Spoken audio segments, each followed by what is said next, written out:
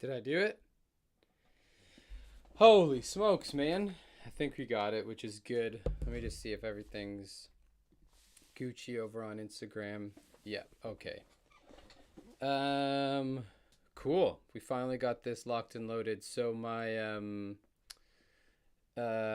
nice camera didn't work, so I'm using like my work webcam, and I realized I did 38 minutes of intense googling and trying to figure out how to use my Fujifilm, and I need like stuff I don't own, so I ordered it. Anyways, cool. Thank you guys for joining. Oh, you can't hear me. Dumb. Uh, are you sure? Can you hear me? No, no sound. Oh my gosh. Test. You know what we're gonna do? Let's do this. Can you hear me now? Can you hear me now? Oh, dang. Some people can hear me, Ben. Okay, well, I'm still gonna use the nice mic then. This is the nicer mic. You can see it. Okay, everybody but Ben. Oh my gosh, tech. Okay, so thank you very much for joining. I'm trying to navigate. I have like this thing called Ecamm Live, and I am tech illiterate, and so it took a long time to get going, but I think we're good. I can see your guys' stuff. Ben, go away, man.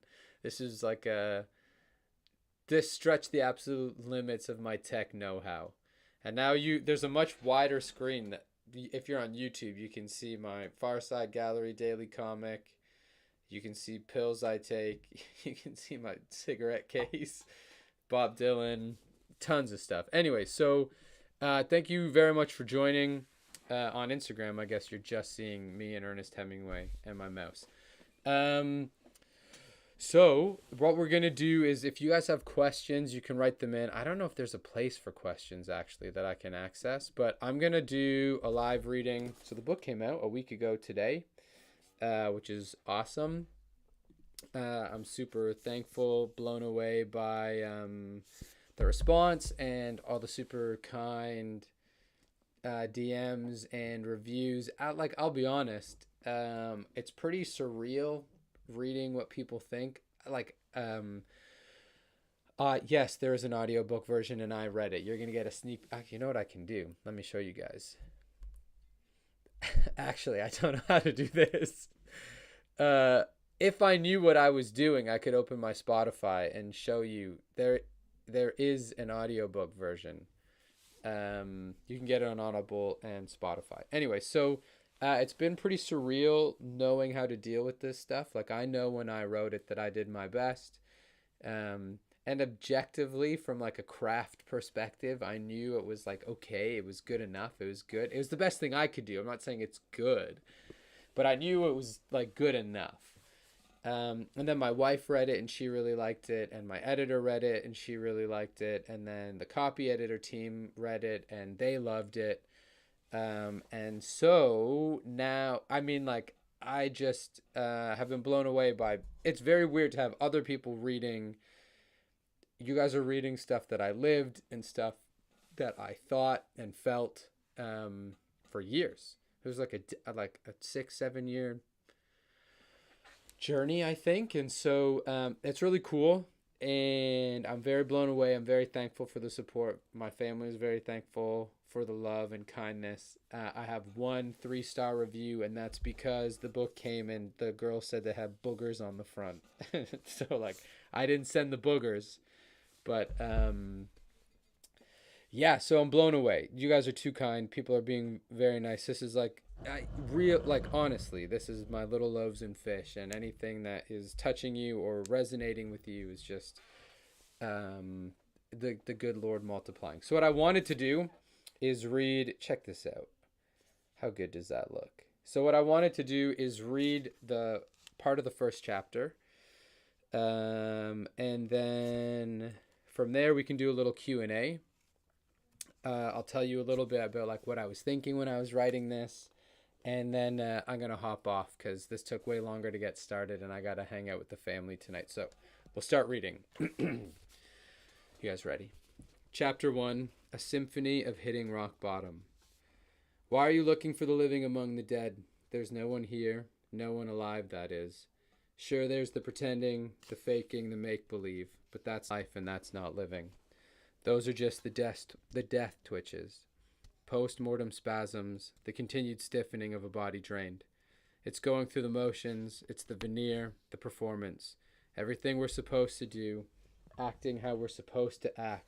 But inside, it's a graveyard, stiff and cold, lifeless. It's that space between awake and asleep, that purgatory where it feels like you're just falling, where the bottom fell out, everything solid just up in smoke. The same smoke that burns the lungs and stings the eyes. The same smoke that obscures vision, making reality nothing more than a haze. It's the panic, it's the fear, it's the disorientation. No up, no down, just the whistling of everything you ever thought you knew cascading by as you drop further and further still. And then there's the sudden stop, like when you shake yourself awake from a dream. A body twitch, jerking awake, eyes a bit more clear. And that's what a double of bourbon will do to you at 5:30 in the morning. Rock bottom, that's what we call it. When you're falling, eventually you hit something, the end, the lowest point, ground zero. And that's what woke me up, the sudden stop, the bottom of the pit, a moment of depressive clarity. How did I end up here? How do any of us end up here, at the bottom? It's the question we all ask in the haze, in the dream, going through the motions, pretending. It's the question we're forced to ask by whatever shakes us awake. How? How did things get so bad, and how did things fall apart so quickly? How do I get out? The questions were too massive to answer, at least with my head pounding the way it was. The only way forward was more of the same. The coping, the enduring, the pretending, the death twitches. And so the plan was another one and done, a double down the hatch and off to face another day. A bit of the brown stuff to take all the abrasive edges off my life. Not ideal, but a way to carry on. I'm leaning on the counter, 2 ounces of Jim Beam glimmering in my tumbler, all aglow under the pallid stovetop clock. The city's light pollution streaming in from our living room window.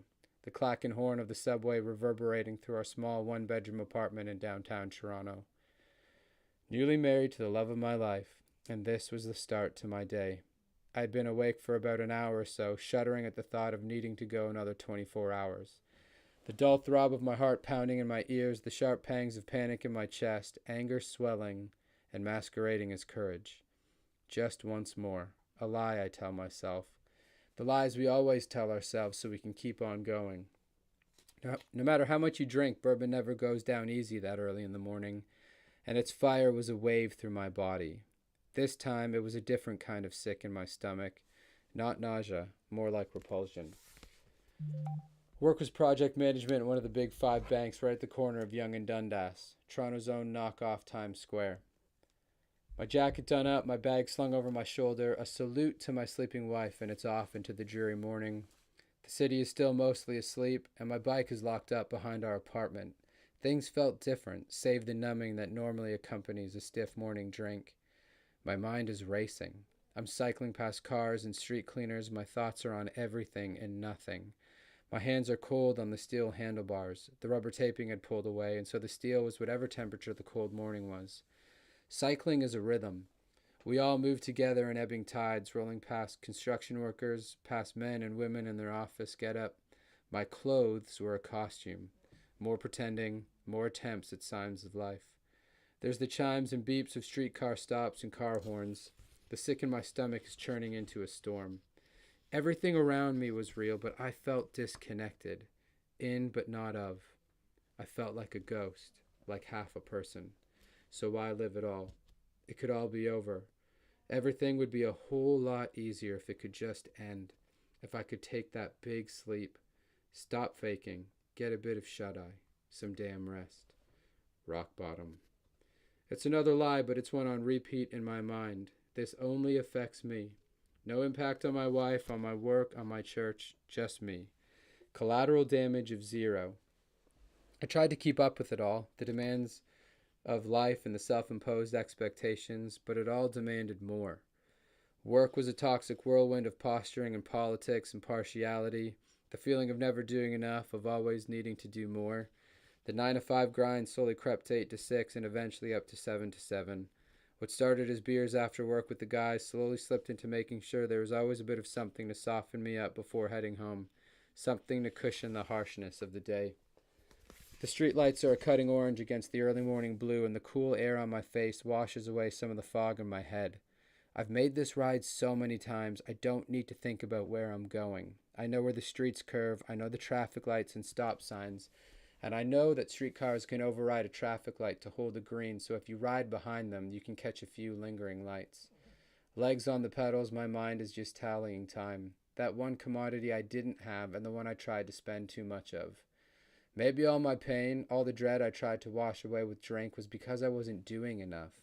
If I just had a bit more time, I thought, maybe I could fix it all. Marriage had its time costs. They weren't bad, probably the only good thing in my life, but it still cost time. Work cost the most time, and because of my wife's chronic illness, bringing home the bacon landed squarely on my shoulders. We were involved in a smallish church plant, leading some Bible studies, discipling a few people, and getting some mentorship. More time. It was an easy thing to justify these demands on my time because it was for others, their happiness and growth. All it cost was sleep and a bit of sanity, and so day after day, week after week, month after month, the slow creep of time consumed me. I slept about 4 hours a night, trying to lull myself unconscious with some liquor at the end of every day. The days started the same way they ended, and every moment in between was an attempt to squeeze in as much drink as possible. The habit that got me through. From the outside, everything in life seemed aces, a perfect little life for a perfect little couple. From the outside, it was all smiles and charm, the bright light that everyone wanted to gather around. An up-and-comer at the bank, the poster boy for church vocation, and from all appearances, a pretty damn good husband. Until I wasn't. Until the jig was up. Until the storm overwhelmed me. Until the sudden stop. Rock bottom. Angry, apathetic, drunk. It's a few more streets until work, and the thoughts keep running through my mind, words whispered to myself on my lips. I'm a mess. Wreckage composed of the collision of apathy and alcohol, the thin veneer of kindness often overpowered by an anger that drove me further and further into drink. A vicious cycle, to be sure. And it's hard to articulate what I felt in that moment, the self-hatred for failing, the wishing some car would swerve and do the deed I was too afraid to commit, the realization that I'd been dying for God knows how long. It was the bottom, a graveyard. There's no one here, no one living, that is. And it was here, as death appeared before me, that I heard something. Something inside me, an ache, a longing, a song. Cool. Yeah, so that's the beginning of the book. That's like the first couple pages. There's a ton of comments, and here, if you guys have some questions, I'll chat a little bit about the book, kind of set the tone for what I wanted to do, and then if you guys have some questions, I'll answer them. I'm probably not going to stick around for super long because the fam comes first. So let's do, so here's the idea for the book. So I wanted to write, one of the inspirations for me, I actually have it up on my shelf right there, is A Movable Feast by Ernest Hemingway, and it's about his time in Paris becoming a man. And I love that book. That book was very pivotal for me growing up, and he says in it, if you are fortunate enough to have grown up, like become a man in Paris, you take that with you everywhere you go because Paris is a movable feast. Okay, there we go. And so I didn't have the fortune of growing up in Paris, but I did have the fortune of having a life by grace touched by God. And that's a feast I get to take with me. And I wanted to share that story. And for me, it started at the bottom. And I believe that in sharing like a narrative nonfiction, so like this is a narrative, this story, this book is the story of God's work in my life through a season of time, teaching me a particular thing, how to become a saint. I wanted to share the process. So like I've read tons of spiritual formation books, and this is no shade on anyone who has written in that category. I think they're one-dimensional. I think they treat people like brains, and we're more than brains. I think that they was the right way of saying this. I think they miss the idea of like the process of becoming an embodiment. And so, what I wanted to do is combine all these elements of narrative, which we resonate with as humans. We love story, narrative, formation, virtue, beauty, theology. I wanted all of these things to come together and overlap because that's how we digest truth. And so, my belief is that a book like this is not written towards your head. I'm actually not trying. There is a ton of really deep and rich theology that informs everything in this book. And if you ask me about it, I can tell you about all of it. But my book isn't written towards the brain. My book was written towards hearts because I know that what I needed when I was going through this was for someone or something to just help me figure out my story and help me live the life that I always wanted to live. And so, Room for Good Things to Run Wild. Where is it? I threw it over here. I gotta hype it up. I mean, I drew the cover and chose the font and colors, but the designer, Grace Cavalier, she did such a good job. I wanted it to be like a narrative. I wanted it to be something that we could connect with. And what I figured was if I was going to be able to invite you guys into the story. So what I wanted to do, this was the dilemma, was how do I tell my story in a way that isn't so me focused that like you guys think I'm the hero, and I'm not. I wanted my story to be an invitation. What I really wanted to do was tell you the honest to God truth with where I was at in my life, which is an alcoholic and suicidal and wanting out. And from the outside looking in, you would have assumed everything was perfect. And I figured if I could be honest right out the gate, then other people could be honest too. You guys could read it and be like, okay, well, if Josh was there, I can admit where I was too, and we can go on this journey together. And so that's what this is. So it's been super cool. I loved being able to do it. I'm going to check. I don't know how to check if there's questions. You know, where's my phone? How do I see this? Okay. Everyone's being really nice. Thank you for buying the book. I just want to see. Oh, cool. I have a like.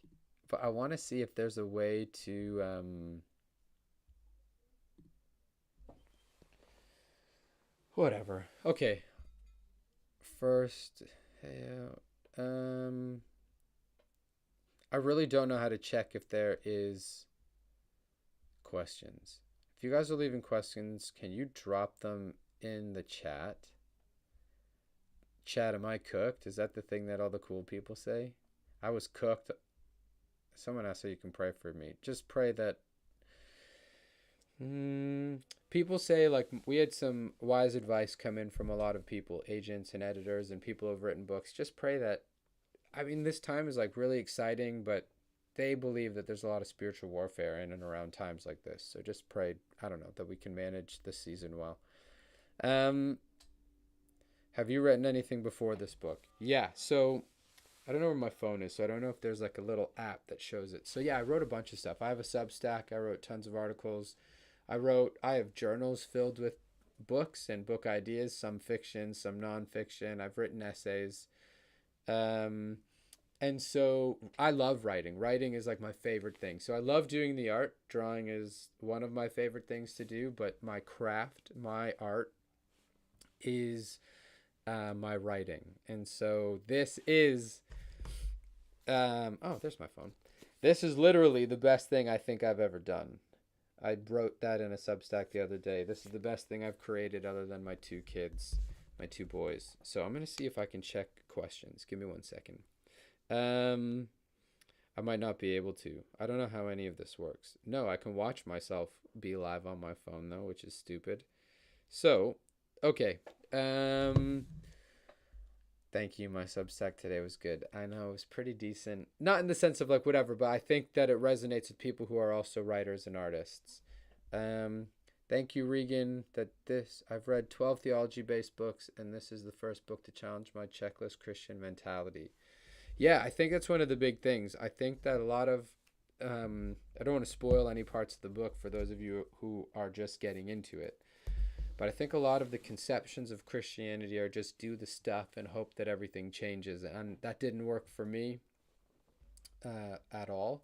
And I think that there's like this silent majority of people who exist in our churches where their Christianity isn't delivering or coming through or being everything they thought it would be.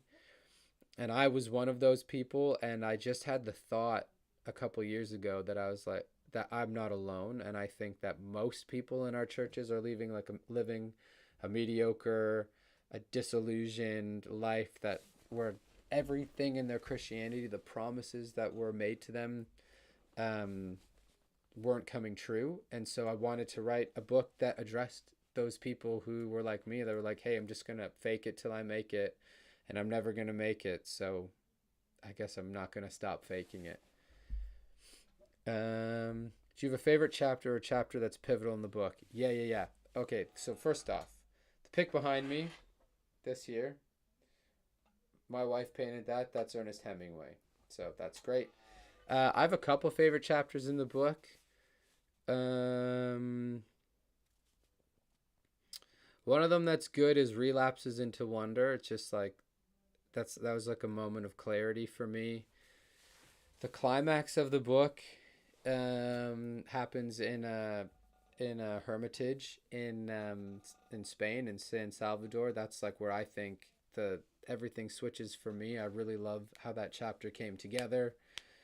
But there's tons of like these mini pivotal scenes. So what I wanted to do, Megan, was like life is an epiphany after epiphany. So what I wanted to do was have like these ebbing tides of narrative that like that builds up and it crashes, and it builds up higher and it crashes, because that's a lot of what the spiritual journey is. The process of becoming, which is a major theme in the book, is it's not just an and then moment. So I really wanted to push against like a conventional idea of like a climactic switch.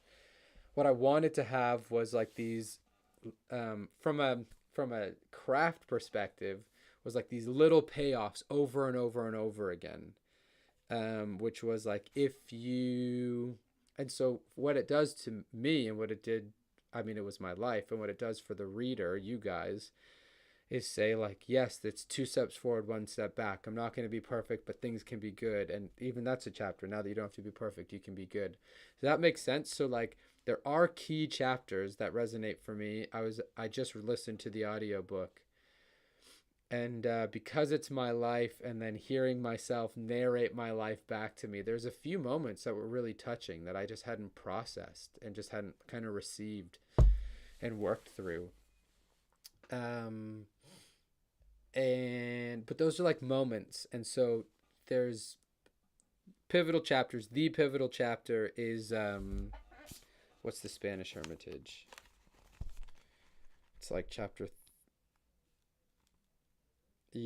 An Archetype for Being. It's chapter 35. That is like the chapter, but you have to get there. You have to earn it. So don't skip ahead. Buy it and don't skip ahead. Aislinn painted that. It's amazing. Yeah, she's the best. Can you give me a timeline rundown of like school life leading up to rock bottom? I kept confusing memories and flashbacks. Yeah, okay, so it just starts at the beginning and follows the journey beginning to end, and then there's like 2 places that are flashbacks. Oh my gosh. Flashbacks. There's so many. Anyways, and so everything leading up to it, like there's a lot that led up to it, and you have to choose a place to start. And so I was just running myself ragged. Essentially, I was burning the candle at both ends for way too long, and I was just empty. And so alcohol was a coping mechanism that I used for so long, and it just built and built and built and built. I had all these other things that I used as a coping mechanism that I thought were going to help. They didn't. And so then rock bottom, and that morning was a key morning. It was just the beginning of the narrative, because I do remember feeling like I wanted out, and also feeling the chapter goes on. I mean, I can't read the whole book, but it's a good question. What's one new thing you discovered about God during the process of writing the book? So I realized that I hadn't processed most of this stuff. I thought I did, and then when you get going, there's still like a lot of bitterness that I had towards God and the church. And so my first draft was like, for me, pretty angry at parts and pretty accusing and pretty blaming. And after I was done that first draft and like kind of got it out, I was also really sick at that time. I was in the hospital. And I would get these texts from people who I thought, or who I just had memories, just these locations. And I just had these memories of people who, when I was going through what went into this, felt like unseen and unheard and unloved, and no one was there for me. Like, whatever. I felt all kinds of bitterness and resentment.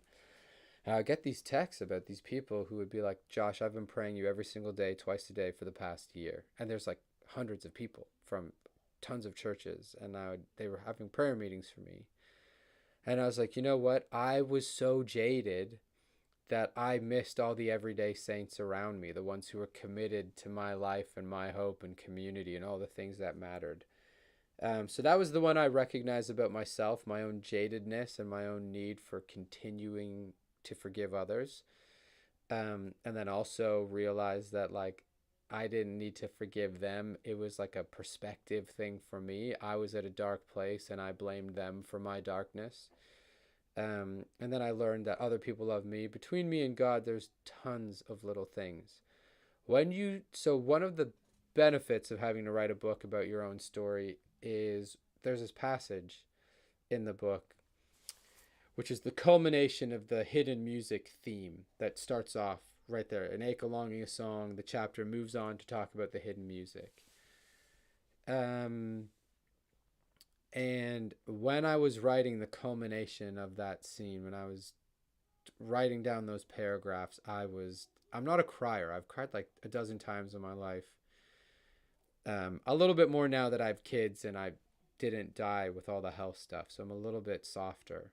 But I remember writing that and I was just weeping, like tears are pouring from my eyes. And I was like, I was so blind to all of the ways that Jesus was inviting me back to himself. And so if there's anything, I didn't learn anything major about God. I just discovered like a million small things about him that really added up. Which saints have influenced your Christian thought and life the most? Okay, that's a very good question. Books on the life of the saints. We have a bunch of books around the house actually on the life of the saints, and there's tons of really good ones. For me, the people I quote in the book were the best examples for this aspect of my life. And I know they're not canonized saints, so like Chesterton and Lewis aren't canonized saints, but they were pivotal for my early life. And they've influenced my thought probably more than any other Christian. I don't agree with them on everything, but the way that they looked at life. So even the idea of the hidden music, that's a Lewis and Tolkien idea of like the creator sings the creation into existence. Chesterton just has a way of viewing the world, the whole myth become fact, that set me free to see wonder and beauty again. And so those are probably my best. Can we meet your family before we get off? No. They're hanging out. We have other family over. I planned this on a bad night. But one day you guys can see the little tykes. They're the best. And my wife is the best too. Okay. I love how your themes of beauty not coming easy that you've shared through Insta, but also in the book, it helped drop shame. Yeah. So one of the things is like, we think that knowledge is enough.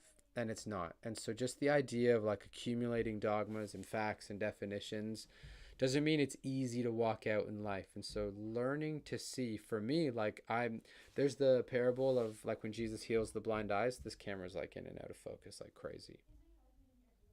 Boom.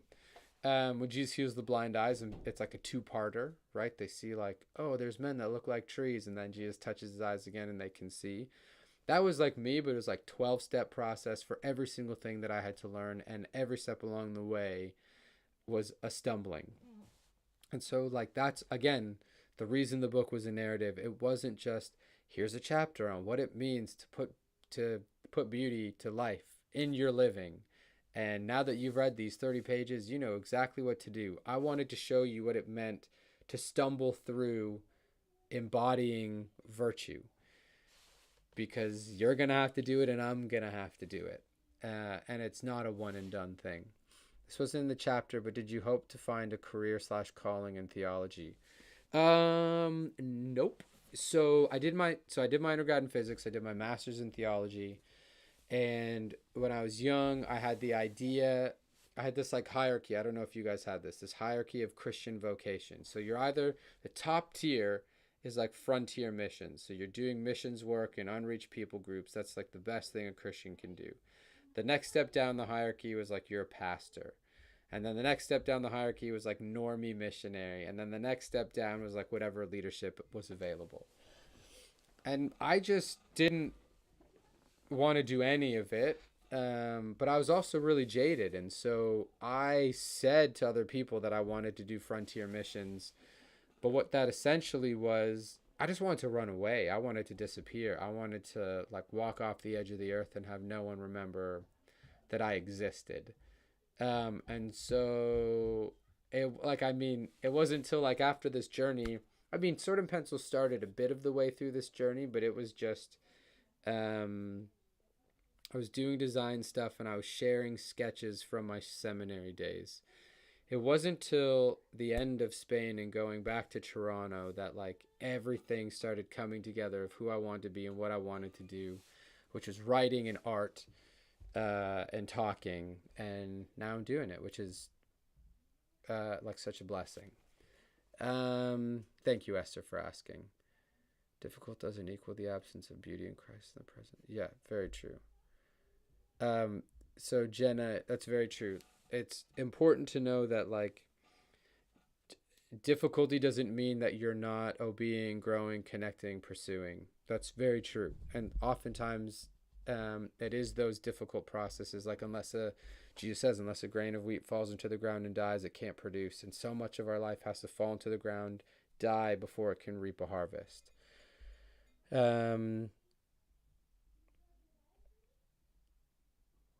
Okay, Chris, thank you, dude. Man, that's crazy. The documentary from Brno. That's the thing I got to share. I got to do just like one more thing and I'm going to pop off. I'll find one more question. I'm thankful to my grade 10 science teacher for showing us your art before class. Been following since, and I hope to pick up the new book soon. Oh, amazing. That's a great place to end. Guys, thank you. I'm going to hop off. We'll have to do this again. I think I figured it out, and I'm probably going to get back into interviewing some people again. But again, thank you for picking up the book. Thank you for all the kind words. Thank you for all the reviews. Thank you for all the DMs. Thank you for sharing with other people. You're like honestly, this is like real time changing my life. So like, I don't even know what else to say other than thank you. Truly touched, truly honored to be able to do this and share some of this. I think I wrote. I don't think I did write this in the essay that I wrote. One day I'll find the right words and they will be simple. That's a quote from Jack Kerouac. And I did my best to find the right words for this and to share my simple words. And I wasn't writing it for anyone but you guys. Like I do want to be very clear on this. I didn't write this to become famous. I didn't write this to be accepted by like the academic elite or like the famous people in the Christian world. I wrote it for the people who needed it. I wrote it for the person I used to be, the book I wish I had. And I think there's a lot more of us than people realize. And if this can be a blessing to you in any capacity, like, no, I have agonized over these words with thoughts and with prayers for so long. And to see them come to fruition and be a blessing, even in a small way, is like, I don't have the words. I mean, like, it's honestly every night I read reviews and DMs to my wife and we are speechless and so thankful. And so guys, thank you so much. Much love. Thank you for joining. I'm going to peace out. I got to hang out with my family. Peace.